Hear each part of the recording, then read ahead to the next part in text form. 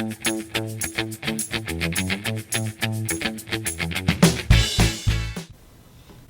everybody, and welcome to Hands on Science.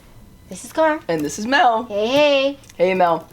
I got something cool to show you today. Oh, okay. Cool, I love. Ketchup. It's a water bottle. It's completely full of water. Right. And I've stuck a ketchup packet in there. And But I need that ketchup.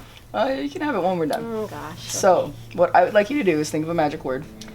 Abracadabra. Okay. So, you're going to abracadabra some magic, okay? Abracadabra, okay. Whoa. Abracadabra. Abracadabra. That is too funny. Isn't that pretty cool? Yes. So, I'm going to tell you the secret to the magic. Oh, okay. All I'm doing is I'm squeezing this bottle a little bit. And it makes the ketchup packet sink. So why don't you give it a try once it gets to the top there. And you want to squeeze it? If you squeeze to the bottom, there won't be enough flex in the bottle. More in the middle? Yeah, more in the middle or about 2/3 from the top or bottom.